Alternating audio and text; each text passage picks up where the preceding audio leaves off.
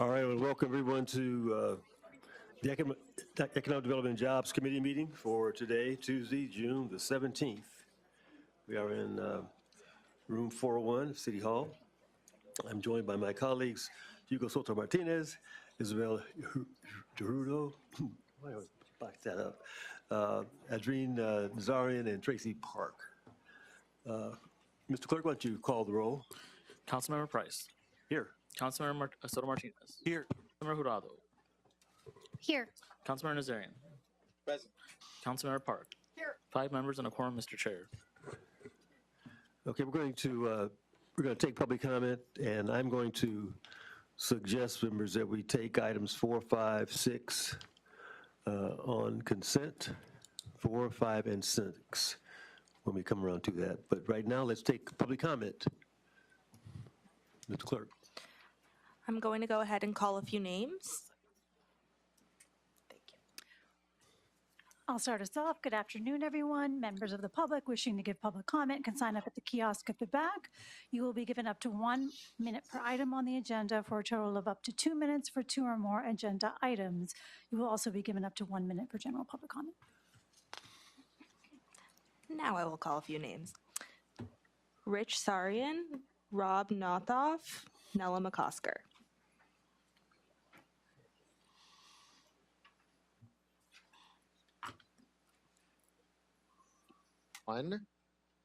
Good afternoon, esteemed council members of this committee. I'm Rich Sarian, and I'm the Vice President of the Social District, home of the South Park bid, which includes the convention center. Our small businesses in the neighborhood rely on convention goers.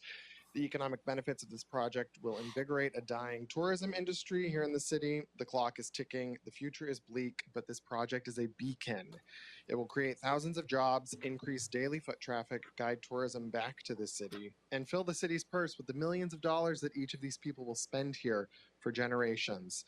Thank you for all you've done for this project. Let's keep it going in the timely manner it needs to happen. Great cities have great convention centers, except our great city. The time is now. Thank you. Good afternoon. Nella McCosker with Central City Association. Here in support of item 1. I feel like over the last week, I have been saying in many spaces and many times that in response to the crisis that we face right now in Los Angeles, we as Angelenos are capable of doing multiple things at once. We can protect and support vulnerable communities. We can do big things. We can prevent outside actors from terrorizing us. We can support businesses and make investments. And there is a parallel to be drawn here in that crisis to this project. We can build jobs. We can invest in public infrastructure. We can figure out how to do this on a timeline that meets the moment on the Olympics. Both will be very hard. Both require a wide stakeholder group to come to agreement on things that they otherwise don't align on. But this is the type of project that allows us to be really, really proud in Los Angeles of what we can do together. Thank you. Good afternoon, members of the committee. Rob Nothoff with the Los Angeles County Federation of Labor, where we proudly represent over 800,000 union workers across the county, including every union worker in this building right now or in this room right now. We are here to speak in strong support of item number 1, and I'll be quick and to the point. We appreciate first and foremost everybody's leadership in getting this project to this point up until now. We obviously want to move this thing forward because we have a lot of permanent jobs that will be created with this, which will be good union jobs. We care about the trade shows, which are good union jobs. This expands that kind of workforce development pipeline into that, and we obviously care about the construction jobs to build and modernize the convention center, which has a project labor agreement, and that includes a 50% local hire component, meaning Angelenos will be the ones that build this. This is a solution to the jobs crisis that we face here in Los Angeles, and we appreciate your support and look forward to working with this body. Thank you. Thank you. Next. I'll go ahead and call a few more names. Hayden Muir, Carlos Singer, Jason Reedy, Audit LA.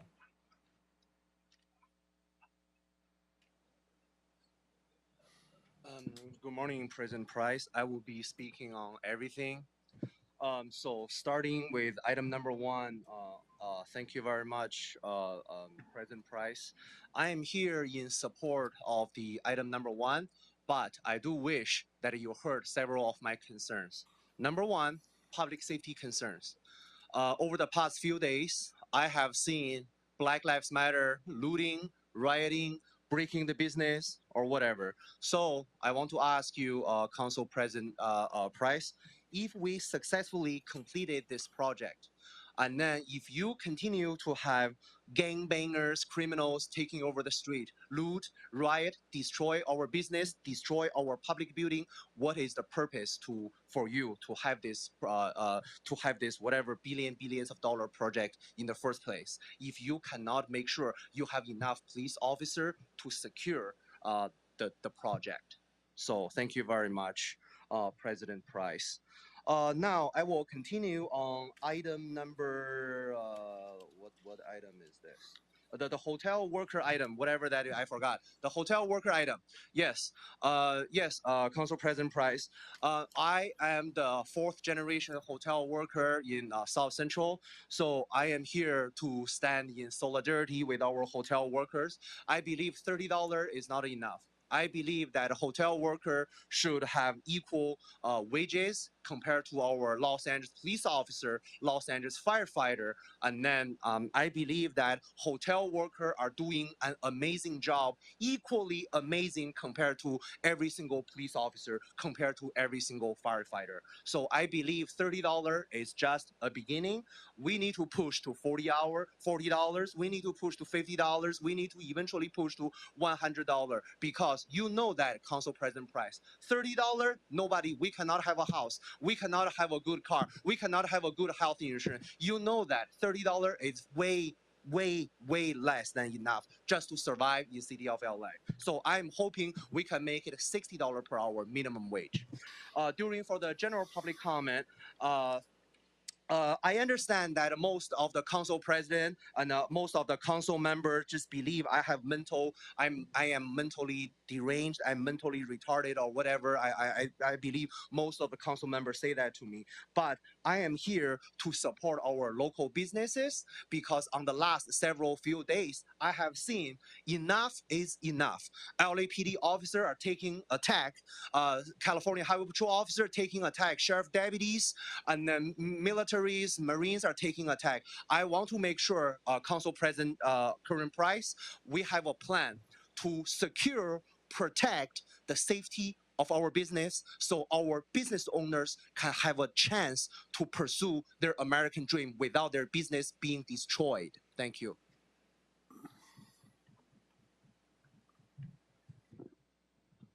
Good afternoon. I'm going to try to claw back some of your time. Carlos Singer, Chief Policy Officer of the Los Angeles Area Chamber of Commerce, here just to express on behalf of the Chamber our continued and steadfast support for the Item 1, the Los Angeles Convention Center expansion. Thank you.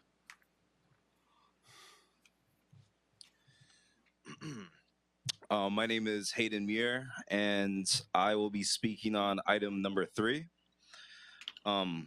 Honorable council members, again, my name is Hayden Muir. I'm an organizer at Unite Here Local 11, and I'm working on the campaign to defend the Olympic wage.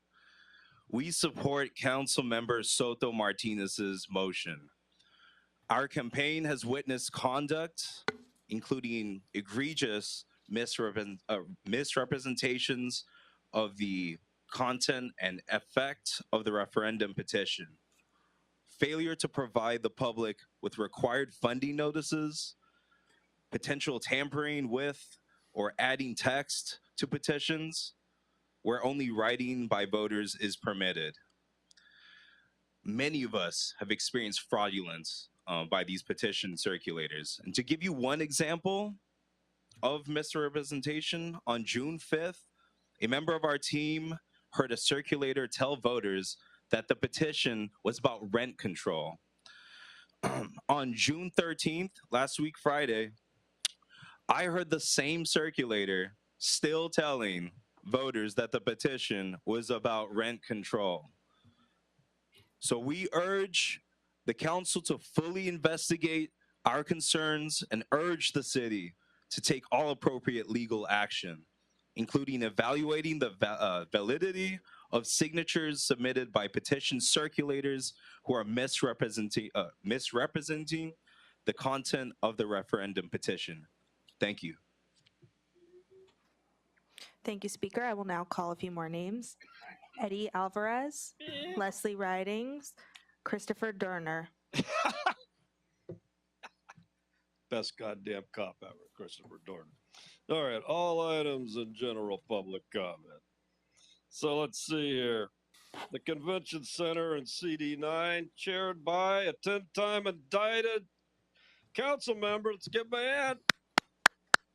Now, I ask all of you, you 4 co-defendant council members, do you think this guy should be chairing this thing, given his circumstances, the pressure that he's under, financial pressure that he's under, pressure from potentially other sources that start with an F and end with an I?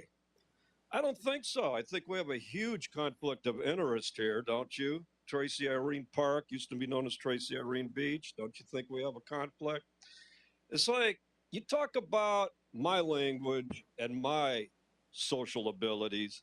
Look in the mirror, motherfuckers, and say to yourself, we need to clean our house up behind the mic first. Then we can tell people what they should do.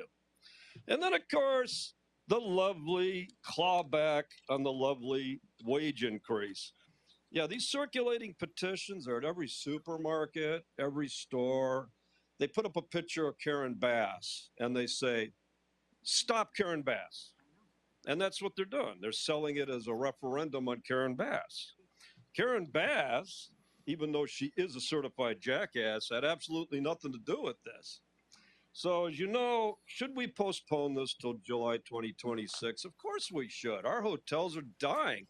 Tracy Park has numerously testified under oath that this whole thing is a catastrophe. It's going to put our businesses out. It's going to destroy. And she's right.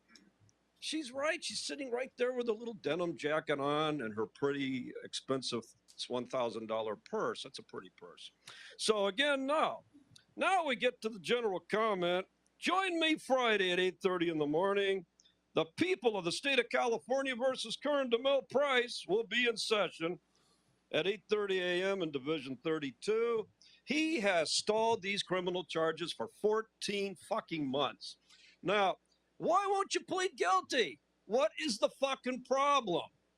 What's wrong with you? What is in these cases with 16 DAs handling this case? You're not on the topic. You're off topic, sir. Wait a minute. Are they full of shit? You don't have a conflict of interest? You haven't violated your conflict of interest oaths? You're doing it right now. Now, what's going to happen, all you guys that are giving this nice man money, when they get those emails later and those messages, and they find out something wrong? So again, I urge this panel to remove this man from this committee until we know the development of the criminal case. Come on, Hugo, won't you support me? No? Then you turn just Next, like please. that.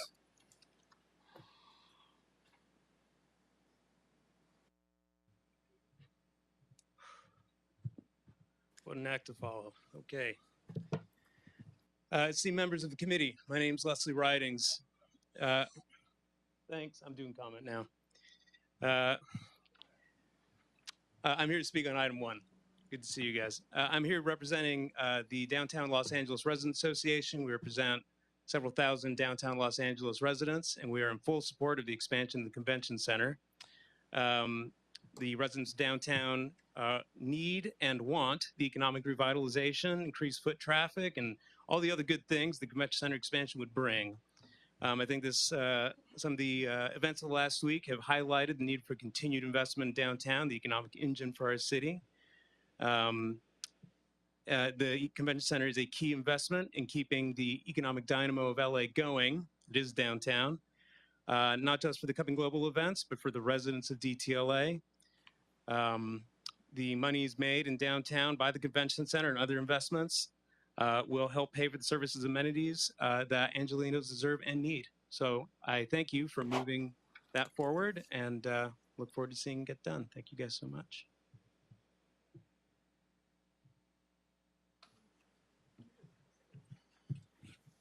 Eddie Alvarez, LAOC Building Trades, resident of CD 14.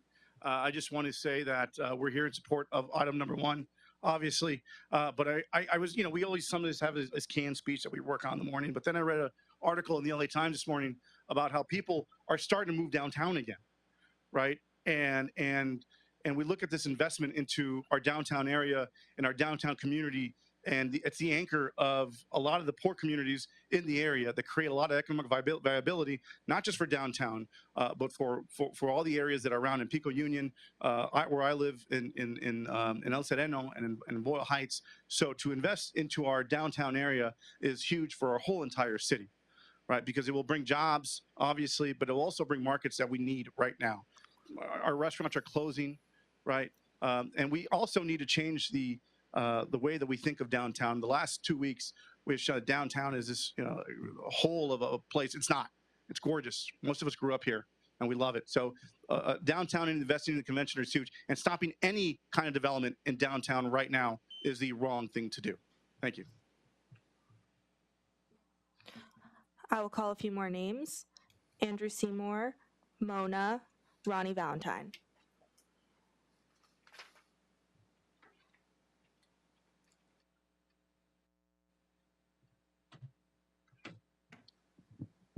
Hi, good afternoon. My name is Andrew Seymour. I'm speaking on item 3 and general public comment. So I am a lead on the campaign to defend the Olympic wage, and we support Councilmember Soto Martinez's motion. So on the evening of June 13th, 2025, referendum petition circulators physically attacked me and stole my phone in front of a Superior Grocers in South LA, located at 5824 South Vermont Avenue. The first member of the group I spoke to told me his petition is intended to increase the minimum wage. After I explained that that wasn't true, he called over other men, including a man who they said was their boss. So they proceeded to steal my phone, punch me multiple times in the face, jaw, and in the side of the head. So the next day, other members of our campaign encountered men who we believe were involved in the same incident. These referendum petition circulators threatened them, saying, "You know what happened yesterday? We beat the last guy up." So we have identified a number of individuals accused of misconduct and have provided that information to law enforcement.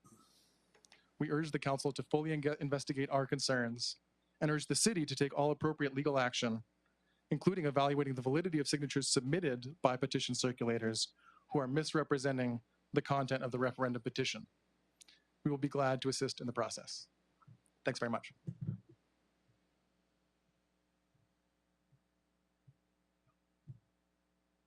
Ronnie Valentine, IATSC Local 33, representing live entertainment here in Los Angeles. We are in support of item number 1. We think the expansion is very critical, very crucial. It does drive in a lot of revenue for the city of Los Angeles. We don't want to end up with an empty building because it's not shiny enough to attract the people to come in, and it's not functionable enough for the bigger shows that are being done in today's atmosphere. This is going to lead on to great jobs for our younger communities through our college campuses in career pathways.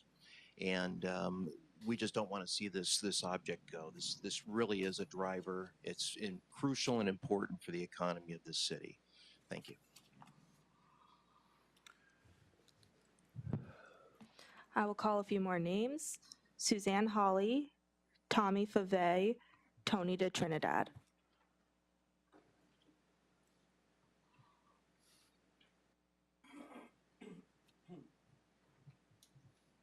Hello, good afternoon, everyone. I am Suzanne Hawley. I'm president and CEO of the DTLA Alliance.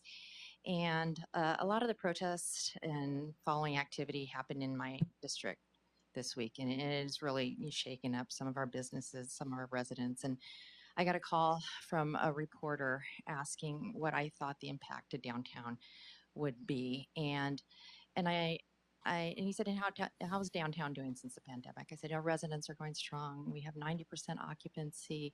We have 140 new businesses that opened since the pandemic.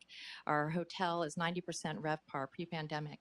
And I said, it's the office that's struggling, but we have a couple great new investors. These recent building sales, people made a commitment to downtown. And he said, do you think this is going to make a difference? And I said, I don't think so. I think this is short term. I think that Los Angeles is investing in the future, and these investors see the long-term opportunity in downtown. So don't make a liar out of me. Please move forward with this very important investment for downtown. Thank you. Thank you. Good afternoon, committee members. My name is Tommy Favai. I represent IBEW, Electrical Workers Local 11, and I'm here on behalf of organized labor and then all of our allies.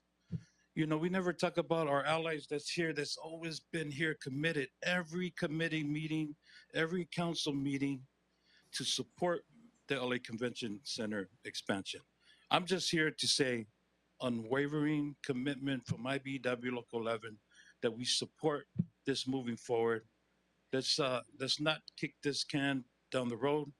Let's move forward like you've done already, and let's move this forward to the city council so we can see these jobs happen, right? I know there's a lot of uncertainty, everything that's happening now with our Angelinos here in the city of LA, but we're here to support.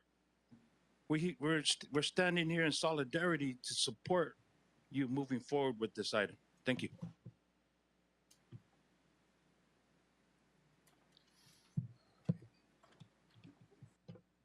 Good afternoon, council members. My name is Tony D. Trinidad with the Painters and Allied Trades, District Council 36. We represent the painters, drywall finishers, floor layers, and glazers in the finishing construction industry. And we also represent the trade show exhibit builders that build the exhibits when they come to the convention center. And we're strong support, and hopefully we have the same support from you for the expansion of the convention center, item number 1. Just really quick, we just wanted to make sure that we put this in there. We feel projects like these are very special to us because we expect to put many of our convention trade show exhibit builders who live nearby to work instead of having them drive to Anaheim, San Diego, and Long Beach. With this project, we have the opportunity to attract much larger shows and events to the Los Angeles area, which essentially boosts our local economy and brings additional revenue to the city. When our graduates become journey women, journey men, they have a chance to work towards a middle-class life with the prevailing wage rate, access to premier health insurance and a pension, and at no cost to the taxpayer. Furthermore, the surrounding areas will be able to recruit more residents from the community to work on the expansion during the construction phase and recruit additional residents with larger convention shows coming into the city more often. And we are confident that this expansion will create these types of opportunities for local residents within the community. So we humbly ask you for your support. Thank you.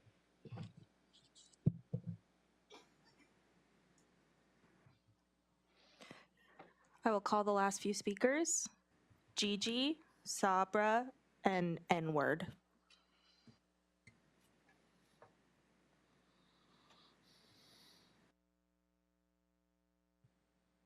Come on down.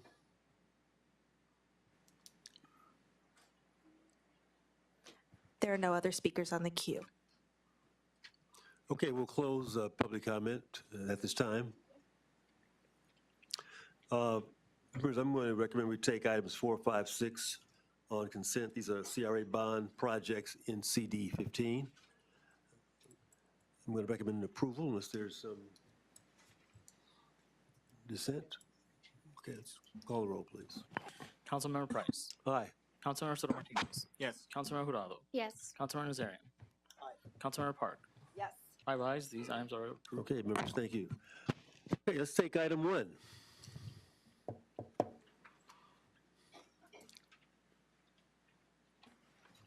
City Administrative Report relative to updates on the Los Angeles Convention Center expansion and modernization project.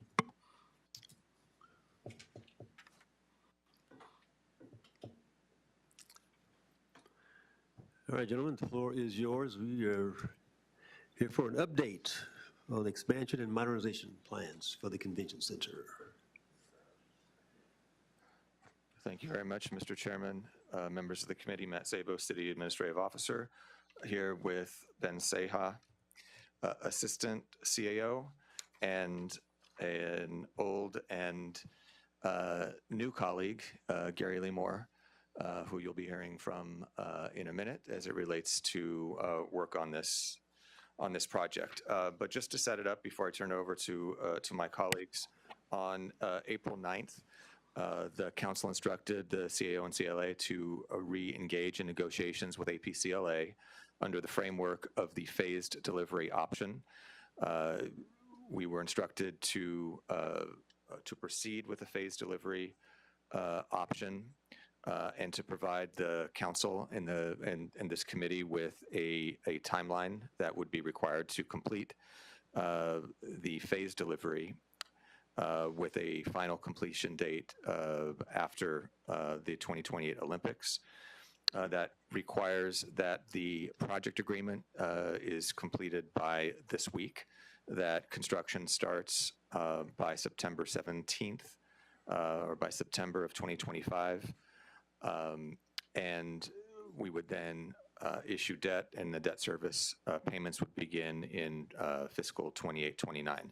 The council instructed the CAO to report on a project executive and a critical path team of consultants, a value engineering process, projected revenue ranges, projected revenues from signage options, projected annual operating expenses, timeline and actions required to secure final approval, and the impact of tariffs and a weakened economic environment.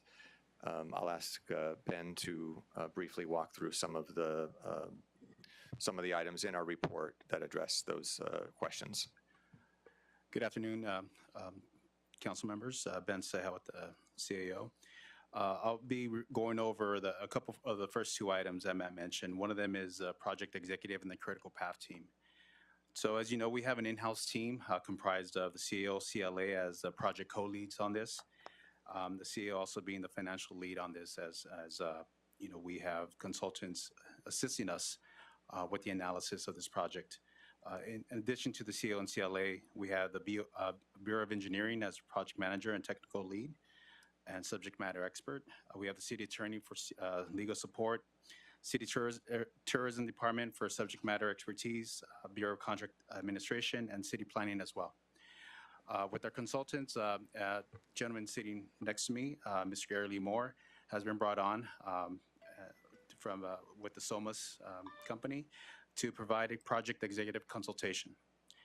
In addition to Gary Lee Moore, we have our consultants that have been helping us from the start of this project, including Ernst & Young, Ryder Levitt Bucknell, which is the independent cost estimator, Mott McDonald, which is the technical and subject matter expert, Parts Duo, which is the subject matter expert on this convention center, as well as a legal support from Nelson. And then because signage and digital signs is a big component of the revenue, we have specific experts on that, Sign Value. Another revenue source is parking, and we have Walker there to support us in that analysis. And finally, a subject matter expert on international and tourism and other aspects of the economy, CSL International. And of course, we have our developer partner, which is APCLA, and we have representatives from APCLA here with us as well. One of the initial items that this body asked us to pursue was a value engineering process. And we're fortunate to have Gary Lee Moore initiate that process by, in essence, asking just about every of those agencies I mentioned to submit their ideas for possible engineering aspects that could be value engineering aspects, ideas that we could consider to reduce the cost of the project. As a result of that effort, we had over 300 ideas submitted for review at a value of about $420 million. And over a course of a couple of days and several meetings after those days for additional analysis, about 56 ideas were selected, valued at about 124. And we still have about 3 other ideas that are still under consideration, valued at about $27 million. Just based on those 56 ideas and the reduction of costs of about 124, we believe that could result in a reduction in annual debt service of about $10 million. So not quite getting to a zero debt service, but obviously making the project more affordable for the city. The report identified the major components of that reduction in value engineering items. And one of those, the most significant one being the removal of Gilbert Lindsay Plaza from the scope. And Matt will go into that decision process and also what we are recommending as far as keeping Gilbert Lindsay Plaza as a potential standalone project down the line. So removing Gil Lindsay Plaza from the scope of the project is essential to the goal of reducing the cost.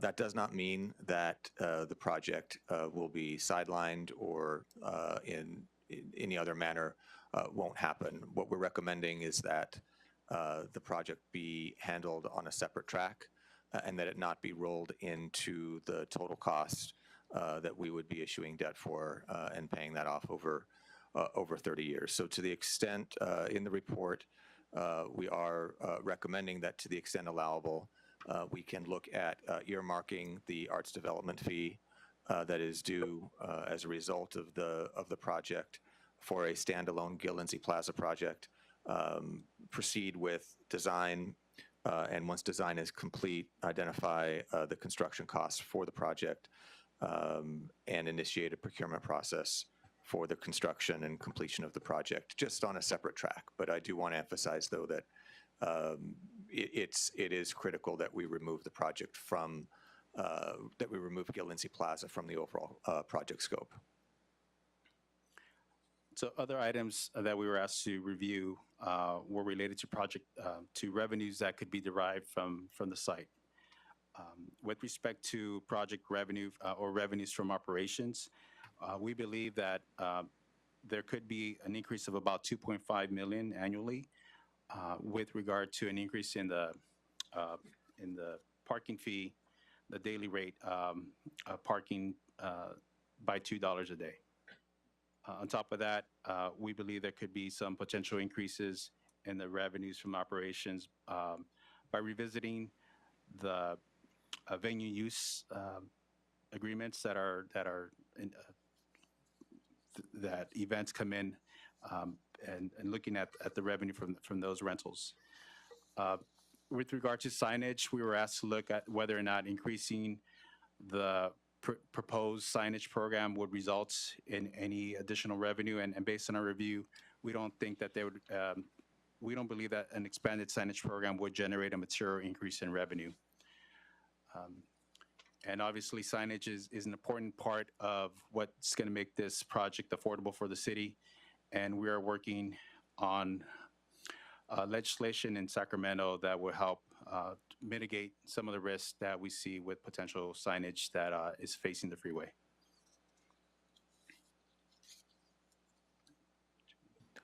I think we can, if there's questions, we can talk about that. Yeah. That's it for revenue. So that's it on the revenue side.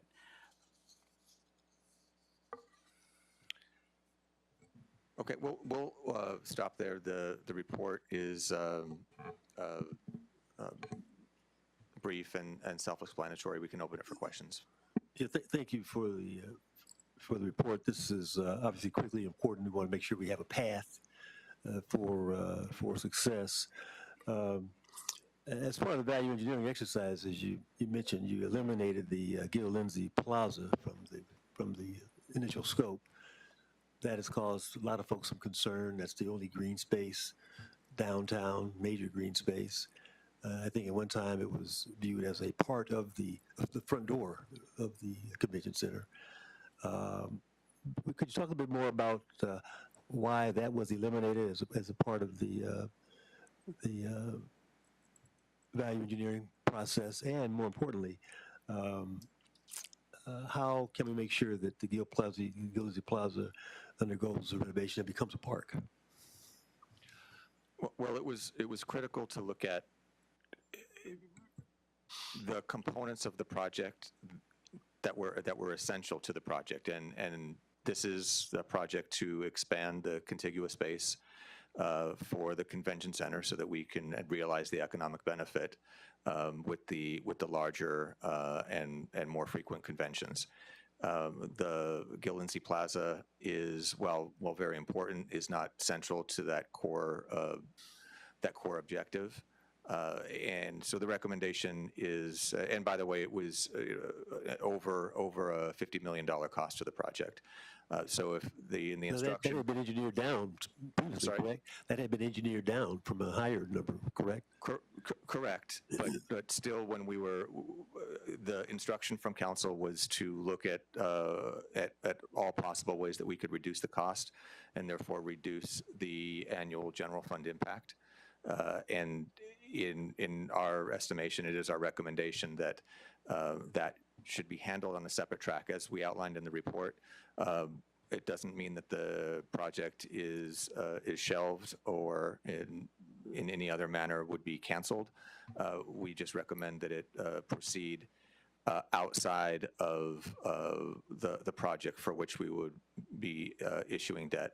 On a separate track like that, though, is it still eligible for the 1% for the arts? Is the project eligible? We believe it could be, but we need to look into that. That is our initial recommendation, yes. Okay.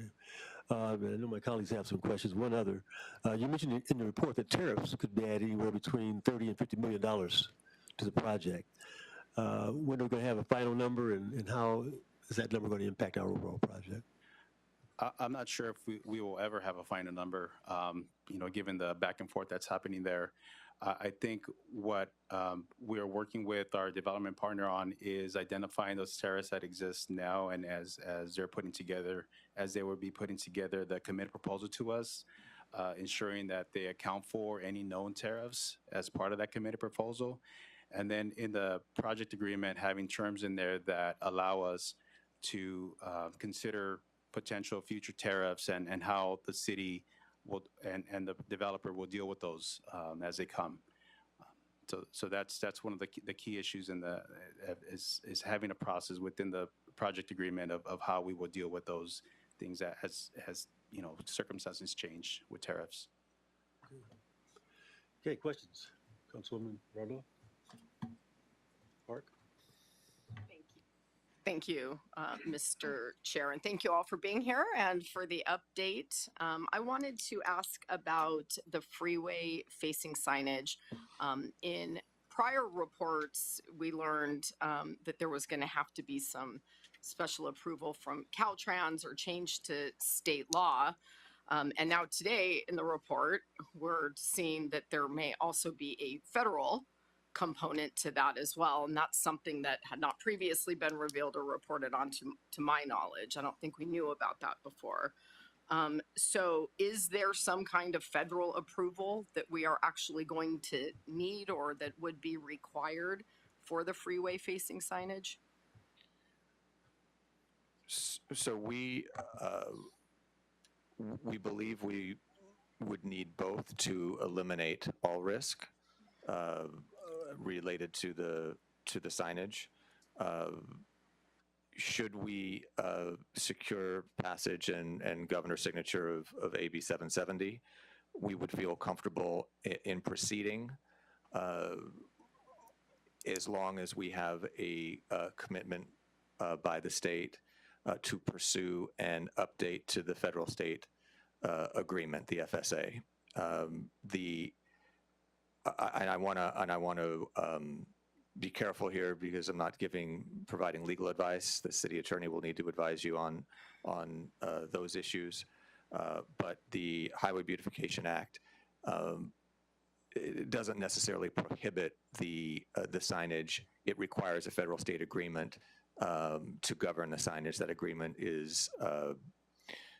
was established in 1968. So that agreement needs to be updated, and that would secure the certainty.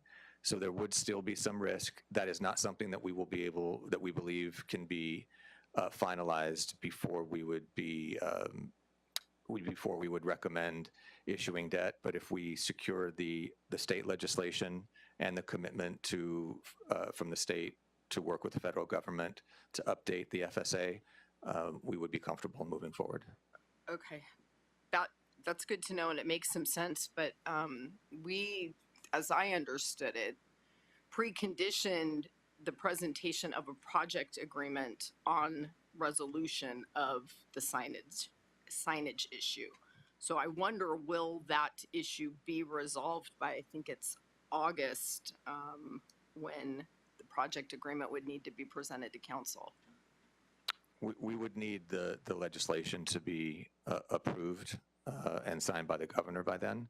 The timeline of the legislature we would know. The governor would have the bill on his desk by the end of July, and there'll be a determination made by early August.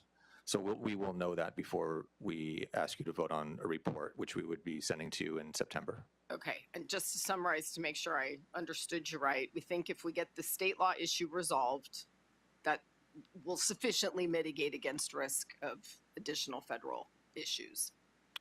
It would allow us to move forward. We would strongly recommend that the FSA, the 1968 agreement, be updated to eliminate the risk. Okay, thank you, Matt. In April, we also instructed the fire department, BOE, contract administration,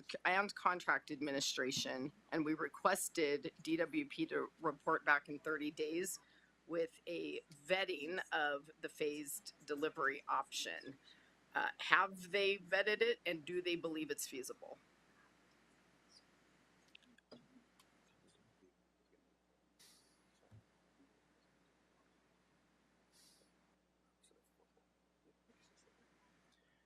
So those entities, we have a meeting with those entities, those agencies, as part of this project as a whole. We did identify some risk in the report relative to DWP and the work that's going to be required there. There's definitely still some discussions taking place, but I believe we'll have BOE will be reporting in the forthcoming report with direct answers to those questions that you asked. Okay, thanks. I'll keep my eyes out for it then in the next update from you guys. Thank you. Final question. There is a potential ballot measure that would require hotel developments with more than 80 rooms to receive voter approval. How would it impact convention center bookings or our revenue assumptions for an expanded or modernized convention center?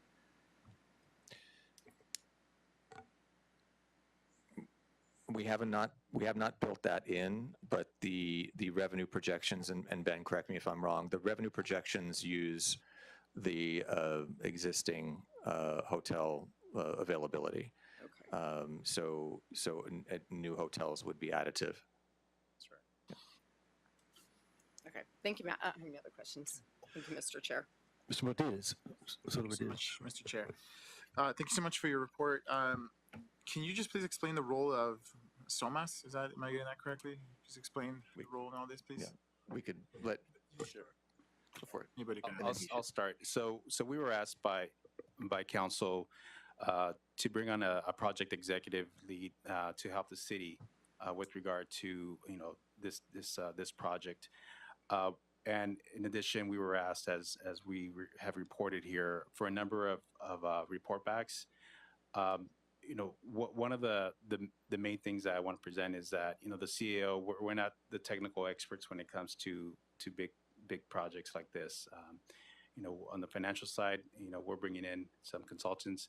We do have a Bureau of Engineering, but as city's project leads, we needed some assistance to deal with the questions that come up relative to engineering types of questions, if you will, design type of questions, if you will. So with someone with Gary Lee Moore's resume, we feel we're going to have that level of expertise, right at the level that we need when we're talking about decisions.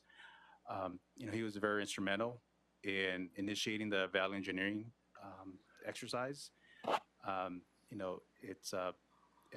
as we're expecting to receive the committed proposals from the developer in mid-July, we're going to need to lean on that expertise as well to make sure that the numbers that we're getting back are supported by, actual, actual information that goes all the way down to the subcontractors. So, we definitely need to lean on someone like Gary for that analysis and support. Do you want to add anything? Great.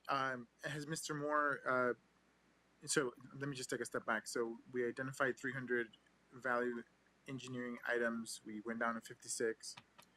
Can you please explain why 234 of them were not included? Well, yeah, I'll start. And I'll just add that in order to make this project cost neutral, your report says it would have to be over $400 million reduction. And so we sort of, in theory, hit that number with the 420, and the reduction took us below. And actually, the wording on that might have been confusing. It wasn't meant to me to say that if only we had approved the 400, we would make it cost neutral. We actually would need something in the range of $600 to $800 million worth of reductions to make it cost neutral. So I apologize for that kind of wording. It says over 400, so it could technically be 3 billion or 4 billion, right? So I'm just, it is ambiguous, as you said. Okay, so it's between 600 and 800 to make it cost neutral. Is that right? Excuse me? Between 600 and 800 million? Yes. Okay. So can you please explain the process of how we got from 300 to 56? Sure. So was Mr. Moore part of that process?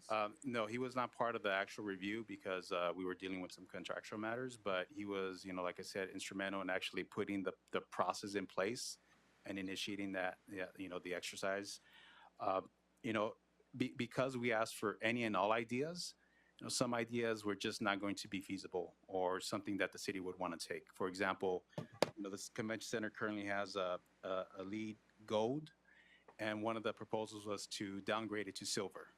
So things like that, came off the top right away because that's not a position that the city was willing to take.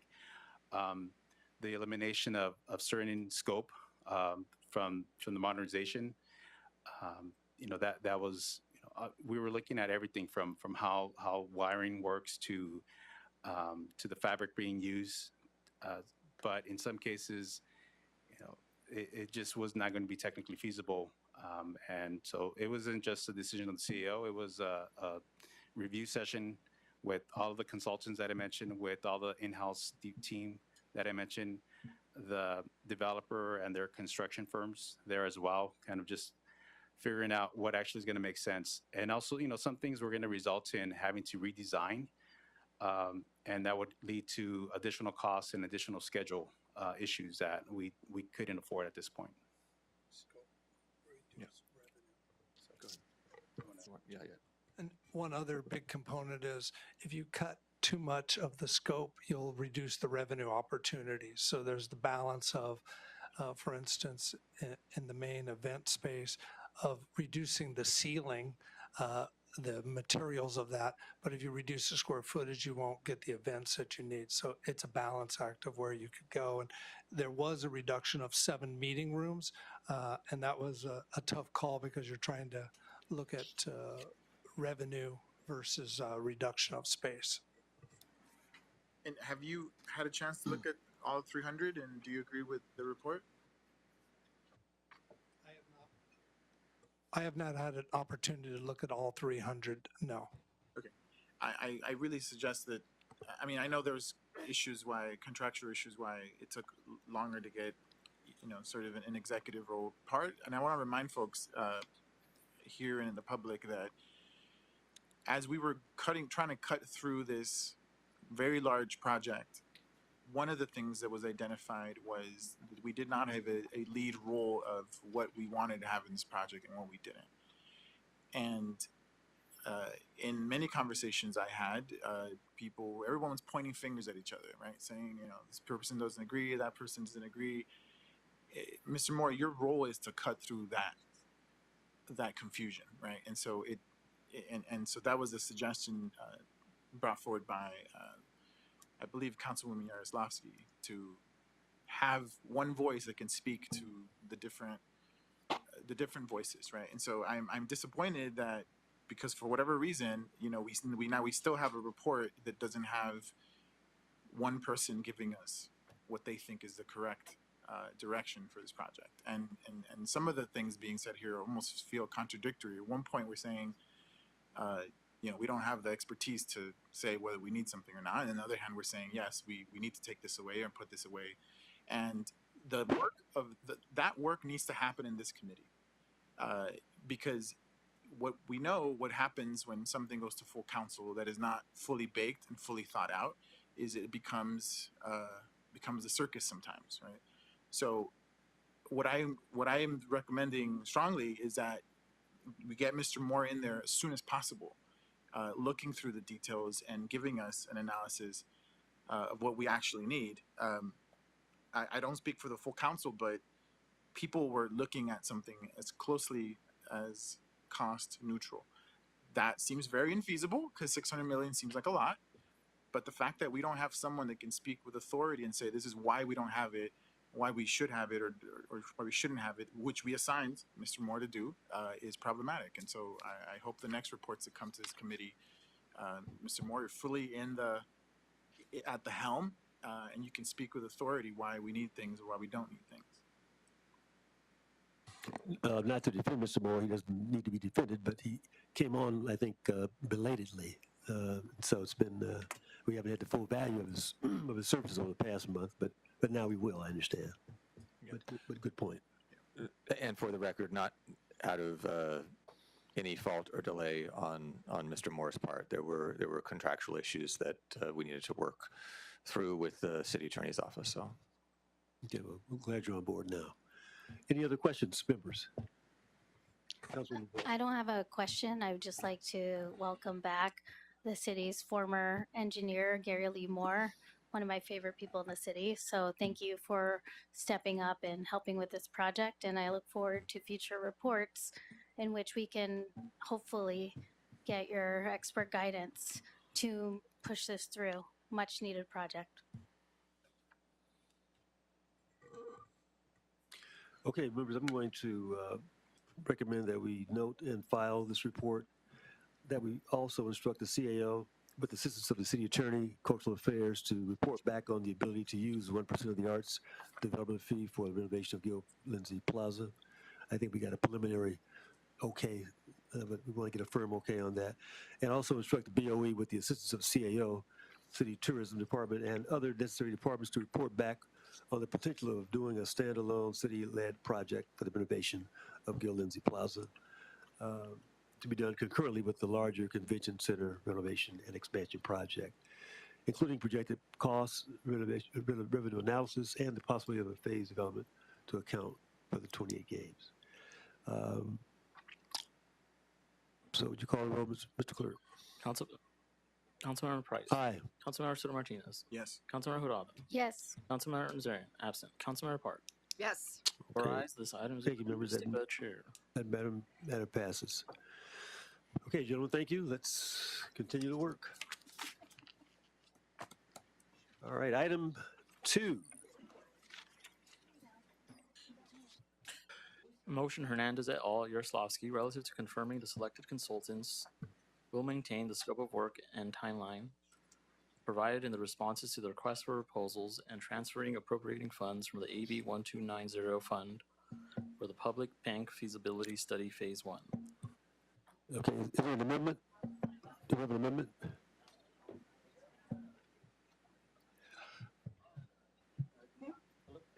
Oh, go ahead. John Wigan with the Chief Legislative Analyst. We have a couple of amendments to this item. We've spoken to the makers of the motion. I need my glasses, sorry. Let me just read this first bullet point.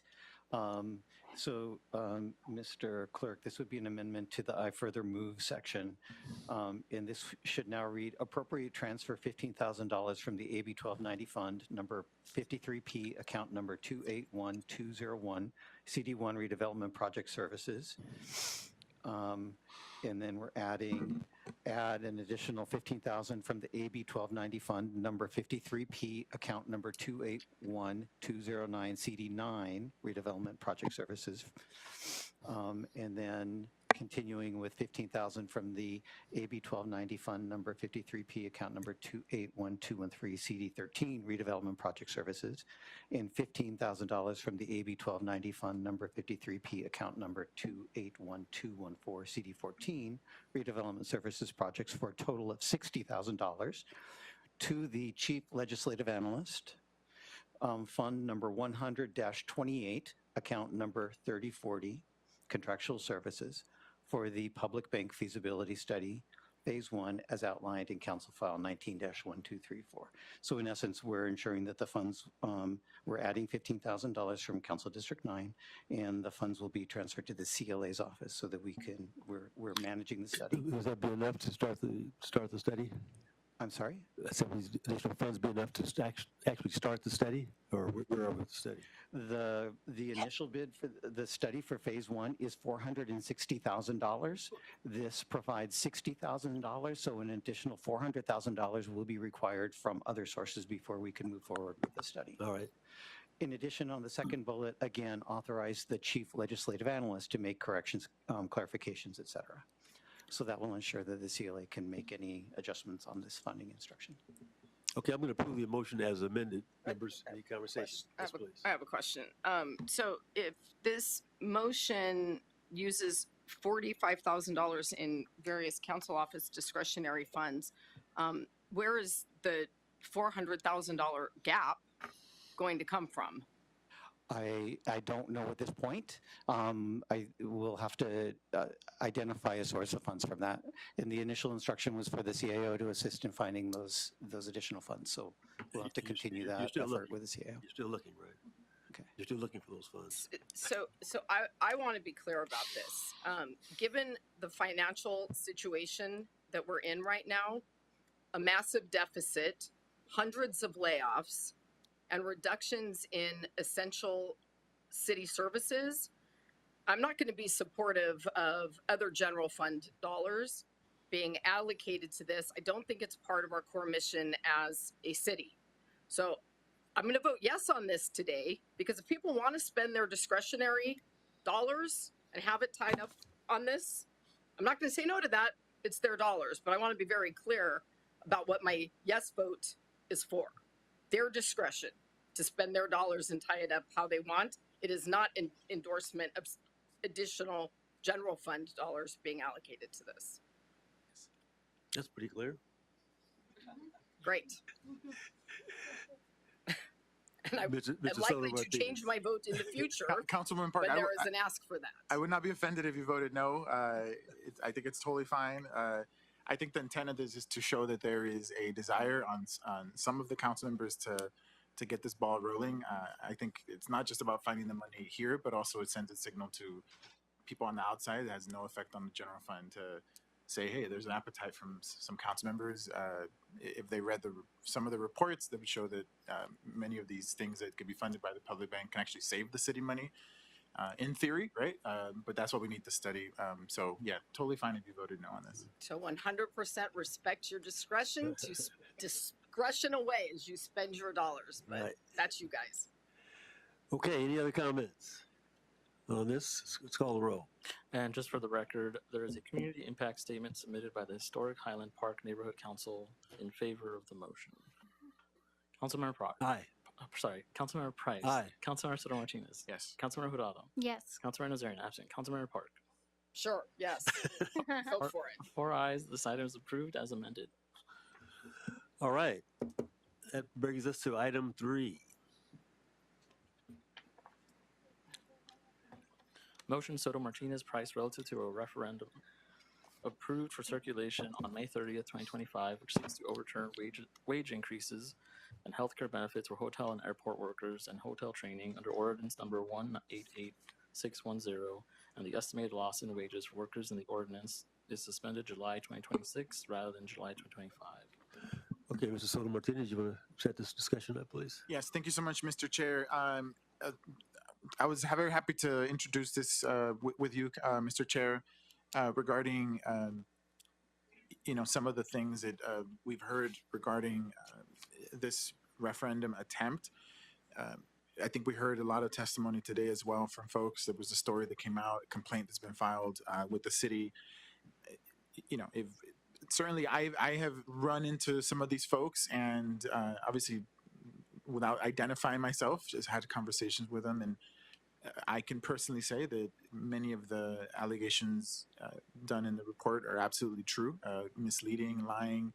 I witnessed them talking to other people, just saying whatever it took to get a signature. And I do have an amendment to my motion.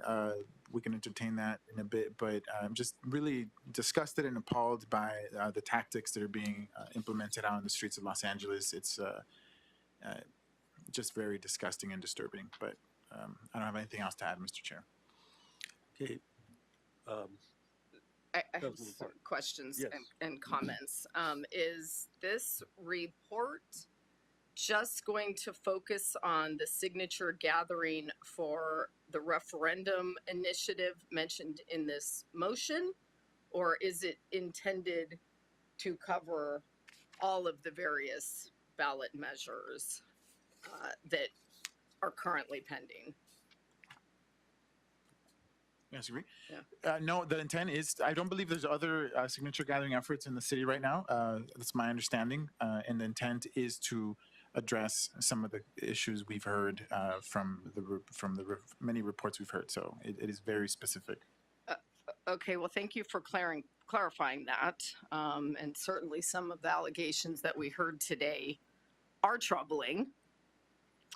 But as someone who has been repeatedly targeted and harassed and victimized by lies and intentionally misleading campaigns, hundreds of thousands of dollars funded by Unite Here, I have some really serious questions and concerns. I voted no on the tourism wage ordinance because I didn't think it was thoughtful. I didn't think it took into account economic realities. It fails to spare small businesses. I didn't think the time was right. And I was well within my rights to vote the way I did, just like you all were free to vote the other way. And it troubles me that this motion appears to be motivated by allegations made now by a group that engages in the very same misleading tactics on a regular basis. For example, I have had dozens of complaints in the last couple of days from concerned CD11 residents about a communication that Unite Here and their counter ballot measure is pushing out. And I'm going to quote, Tracy Park voted against raising the minimum wage for hospitality workers. Now her billionaire corporate allies are collecting signatures to lower the minimum wage. A new complaint alleges paid signature gatherers are using misdirection and misconduct to collect these signatures. Don't sign the petition. Email Tracy Park and tell her to stop this misleading effort to lower the minimum wage. Talk about misleading. Suggesting that I'm involved in the ballot measure. I have nothing to do with it. No one ever consulted me about it. No one ever asked my opinion about it. And yet, this group is suggesting that I somehow stop signature gatherers. They are literally asking me to interfere in the very same democratic process they're utilizing. And their misleading tactics don't just stop with me. They're the ones introducing a war of attrition at the ballot box, putting up new measures that will halt development and growth and investment in LA and kill jobs across our city. They are sending text messages citywide to cause confusion, trying to get voters to rescind their signatures, making public allegations against others about the exact conduct they engage in on a regular basis. These people have assaulted and threatened city staff. They have threatened to kill our convention center project just because staff truthfully warned about the detrimental impacts the wage order could have on our struggling tourism economy. So I take serious issue with this. And I take issues with the misleading, deceptive, outright dishonest tactics on all sides. So if we're going to take a look at this, and by all means, I think we should. But I think this report needs to be broad enough to look at all actors and proponents of all of these ballot measures, because these tactics are not unique to one group or one organization or one cause. And the group behind this is notorious for the very behavior they're complaining about. Okay, any other comments? I'll just, Ms. Park, Councilman Park, you know, I don't believe anybody should be treated in that way. And so, you know, I'm sorry that's going on. It's unacceptable. I completely agree with any sort of approach that describes everything that you just did right now. So I just want to say that. I think what this motion is trying to get to is, I believe, slightly different, although the tactics may be similar. Signature gatherers are signing a form under perjury. I believe there are different standards that have to be done in that setting, and which is what the report is trying to get at. And so I'm not, both tactics are similar, but I believe they're slightly different because we have folks going out there collecting information from voters and, again, signing under perjury that everything they did was truthful and honest. So, again, I apologize for what's going on, but I hope there's at least an understanding of what this motion is trying to do. Okay, well, if you're clear then that this is going to continue to be a focus on only one group or an organization, that's what I needed to know to cast my vote today. And I'm sorry that we're not going to be taking a broader look at all potential bad actors. Well, no bad act should be rewarded, and untruths and false statements are never acceptable in the public discourse. And so I share your concerns about those misstatements that were made about you and the untruths associated with them. Any other comments, members?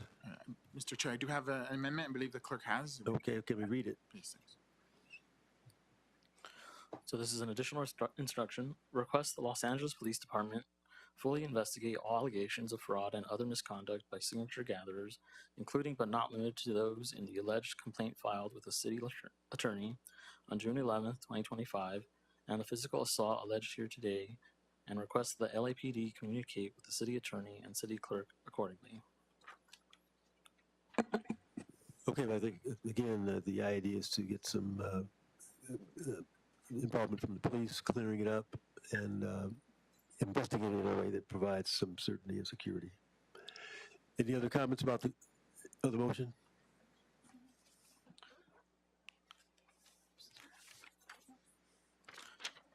Councilmember Price. Did we get a second? Wait. Oh, sorry, can you get a second? I was asking if there are any other comments about the motion, first of all. I just want to be clear. I didn't catch all of what you just read in your amendment, but it doesn't substantively change or expand the scope of this report, right? No, I don't believe so. It's all just adding some of the testimony we heard today. Okay. Thank you. Yeah. Councilman Gerardo? Comment? Okay. Call roll. Wait, as amended? As amended. Okay. As amended. Okay. Councilmember Price. Aye. Councilmember Soto Martinez. Yes. Councilmember Hurtado. Yes. Councilmember Nazarian. Absent. Councilmember Park. Unfortunately, because of the limited scope, no. 3 ayes. This item is approved as amended.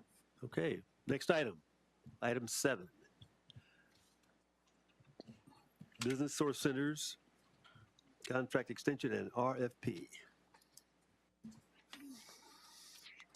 Economic and Workforce Development Report relative to the approval of 1-year extension on the contracts of the existing 10 business source centers and the approval to release a request for proposals to procure the LABSC for 4 one-year periods. Thank you. Good afternoon, Yeah, Mr. just Chair. pull the microphone just a little bit closer. Sure. Better? We'll pull it to you. Yeah. Yeah, there you go. Okay. Thank you.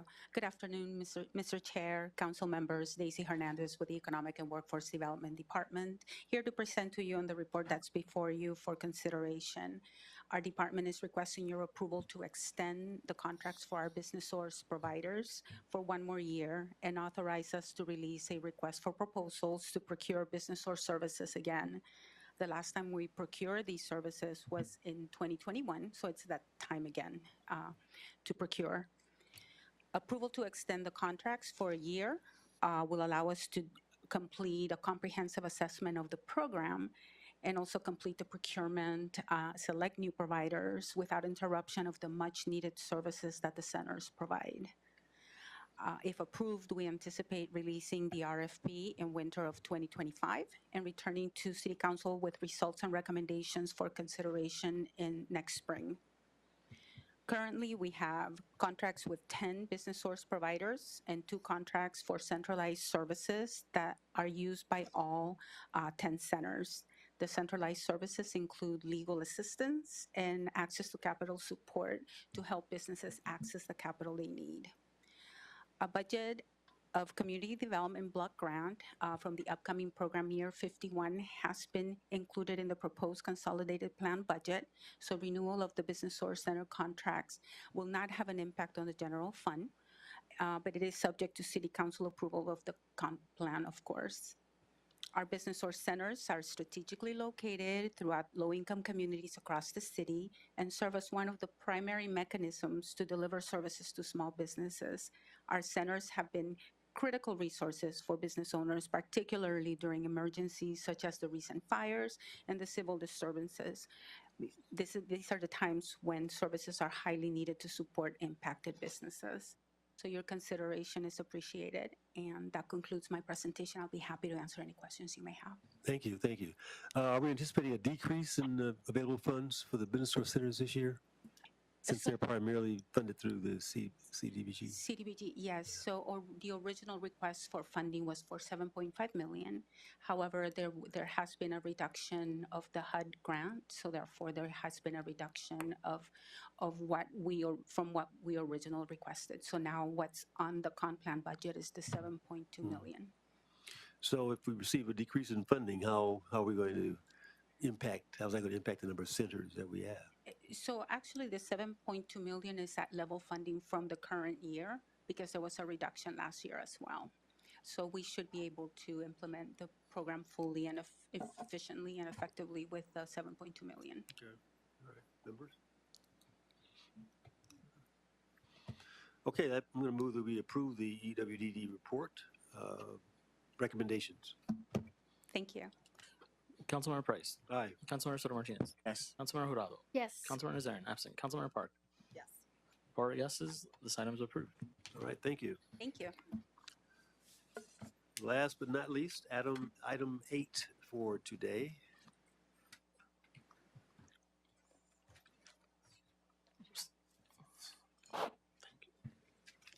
Workforce Development Board Annual Plan. Good afternoon, Chair and honorable council members. My name is Susie Rios-Bellinot. I'm with the Office of the City Administrative Officer. I'm joined today by Carolyn Hall with EWDD. Gerardo Rubalcaba, EWDD. So before you this afternoon is the CAO report relative to the Workforce Development Board, or WDB, and Economic and Workforce Development Department, EWDD, Year 26 Annual Plan and related actions. The annual plan provides the details on revenues and expenditures for the city's workforce development system, or WDS, including funding and approvals to implement service strategies and activities that enhance the WDB's efforts to provide employment development services to vulnerable populations and businesses. The annual plan also includes various employment, contracting, and procurement authorities in support of the WDS. The recommendations in the CAO report include adoption of the annual plan and its supporting budget, as well as various actions required to implement the annual plan, including detailed controller's instructions. All actions included as part of the WDB EWDD report are also included in the CAO report. The year 26 annual plan is comprised of approximately $110.4 million to fund the Economic and Workforce Development Department's workforce development strategies and activities in the 25-26 program year. A summary table of funding sources is included on page 9 of the CAO report and includes Workforce Innovation and Opportunity Act, or WIOA, formula and discretionary grants, the Californians for All grant, which is now also known as the Youth Service Corps grant, Los Angeles County grants, city general fund dollars, and carryover funds from prior years, among others. The Workforce Development Board has approved the annual plan following the required 30-day public comment period. The CAO recommendations also include an instruction to EWDD to report to the Workforce Development Board, Council, and Mayor by December 15th, 2025, with its annual carry-in report, which identifies any changes to the annual plan, including revisions to grant amounts and additional grants that may be received. My colleagues at EWDD and I remain available to address any further questions you may have. Thank you. When do we know, thank you for the report, when do we know what our final allocation is going to be? When will we learn? We're expecting them any day now. We did receive preliminary allocations, but they have not been confirmed. And if additional funds are allocated, what Yes, happens? so the preliminary allocations that we received from the State Employment Development Department reflect about a $6 million increase. Again, however, those are for planning purposes only, you know, and until the official allocations are released, they could change. Numbers? Thank you so much for your report. Just very quickly, we had an $8 million carryover, it sounds like. Just want to know where that came from. I'll leave it up to the number people. And are you referring to specific grants or overall figures? I think overall we had an $8 million carryover. The overall carryover figure that we're reflecting in the budget is $17.5 million. That includes about $5.2 million in WIOA, about $2.3 million in the California for All grant, about $8 million in city funding, as well as some other discretionary funds. Okay. And how are we looking this year? Is it, are we allocating the full amount, or do we still have some? Has it all been allocated for this year, next coming year? So that's part of what the annual plan is doing, is allocating these funds. What happens is that some of these programs do cover over more than one fiscal year. And so it is necessary to do sort of a carryover transaction to bring it from one year to the next. And that's part of the role of the annual plan. That is correct. So many of our grants are multi-year grants. So WIOA, for example, is a 2-year grant. And so we are allowed to carry over unspent dollars, you know, from one year to the next. And oftentimes, you know, especially for multi-year grants, we will budget staff expenses into the second year. So that is usually reflected as a carryover amount as well. Okay. And then the report says that there is funding for 120 full-time staff to implement the annual plan. Is that just internally, or is that like, where are those positions at? That primarily EWDD. That reflects, and I don't believe it's 100%. I think, again, we have 160 staff across EWDD, and there's partial funding for about 120 of those staff funded through the annual plan. And to just underline that, so it's not simply to, you know, do the work that's presented in this report. It's really all of the programs that are funded through these dollars, right? So it's all of your folks in your workforce development division within the department that are implementing the programs that are funded through these dollars. Which includes when there's crossover, because we've considerably working between workforce development and economic development. So when those programs come together, you can actually allocate funding for that as well. Okay, thank you. Question, why is there money allocated from the California's for All grant, not only for grants management, 10%, but also another 10% for project planning and delivery and outreach? Does it seem like it's kind of overlapping, or maybe not? Yeah, so under the California for All, again, it is in this current year about a $23 million grant that funds about 16 different programs across 6 different departments. And so I think, some of the way the budget was laid out, it breaks up the different types of staffing that supports the program. There are true administrative costs, which include some of like the financial management and accounting work that EWDD leads. But there's also program implementation funding across the multiple departments. So these are, Bureau of Engineering, EWDD, CIFD, several departments that are actually implementing the programs. And so that is part of the program implementation. So the budget does break up the staffing across, both true admin versus program implementation. I just want to add, in this annual plan, what you're going to find is that we've done a comprehensive strategic planning process for the last 2 years. So we've worked on the workforce development 5-year plan. We have an infrastructure plan. We did a significant amount of outreach to various stakeholders. So this is probably the most comprehensive annual plan that we've put forward in the last 5 years. Well, it looks like it certainly covers a lot of territory: youth services, teen programs, senior, summer youth programs, employment programs. It really focuses on identifying opportunities and resources. Any other questions, members, before we? Yeah, we're going to instruct EWDD to report back if additional funding is received from the state, including recommendations on where those funds will be allocated, giving priority to the programs that previously received funding that did not receive funding in the current allocation. And members, I'm going to move that we approve the CAO report recommendations as amended. And you have an amendment, I understand. Yeah. All right, let's see your amendment too. Thank you, council members. So we do have a proposed amendment to the controller instructions, and it is lengthy, so my apologies. But we are proposing to amend the section 41, which is entitled U.S. Department of Labor Community Projects Peer Homeless System Navigation Program for YDD. So we are replacing subsections A and B with revised language and adding a couple of sections. So the new subsection A will read, establish/create a new interest-bearing fund entitled Peer Homeless System Navigation Program Fund Number TBD-19, which shall be managed and administered by the Youth Development Department.